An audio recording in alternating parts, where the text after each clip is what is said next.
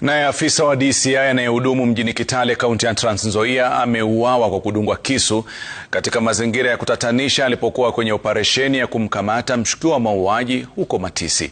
Tukio hilo limezidisha hofu miongoni mwa wakazi, hasa ikizingatiwa kwa eneo hilo tayari limeshuhudia mauaji ya watu watatu ndani ya kipindi cha chini ya wiki moja.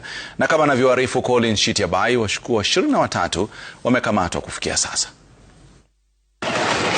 Operesheni ya kawaida ya kumkamata mshukiwa iligeuka kuwa makabiliano makali kati ya maafisa wa usalama na washukiwa wa ujambazi mwendo wa saa 2 usiku, risasi zikivurumishwa kote, na mwishowe afisa mmoja wa upelelezi wa jinai alidungwa kisu na kufariki papo hapo. Kijana yangu nikapenda Thomas Ouma Nandwa, nikapenda kila mtu hapa anamjua. Akikosa kufanya carpentry anaenda kwa Hamisi kubeba magunia.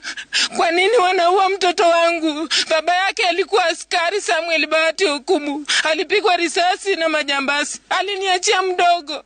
Katika makabiliano hayo, mtu mwingine mmoja pia alipigwa risasi. Area hii, waandishi wa habari, tuko na tatizo ya insecurity.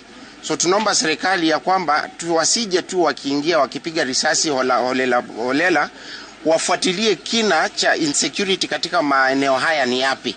Ni matukio ambayo yamaacha wakazi wa Matisi na wasiwasi na uoga mwingi, wakisema kila kukicha wanaamka na wasiwasi na kukamilisha siku kwa hofu kutokana na visa vya uhalifu katika eneo hilo. Wakazi wanaitaka serikali kubuni mikakati kabambe ya kukabiliana na magenge ya uhalifu bila kuhatarisha maisha ya wakazi wakati wa msako. Serikali ongeza security huku upande wa Matisi, tutembee kwa amani. Upande yangu na mfunganga kazi inaweza kuwa saa 3 ama saa 4. Kufika hivi Matisi hata ndaogopa kuingia kwa nyumba. Inabidi nikae kwa kazi huko paka asubuhi. Kufikia sasa, washukiwa 23 wamekamatwa kwenye operesheni ya kuzima uhalifu, huku maafisa wa DCI wakiendelea kuwasaka washukiwa zaidi katika eneo la Matisi viungani mwa mji wa Kitale. Maafisa wa DCI wanasema kwamba wanaendeleza uchunguzi ili kuwanasa washukiwa zaidi kuhusiana na tukio hili. Collins Shitiabai, runinga ya Citizen, kaunti ya Trans Nzoia.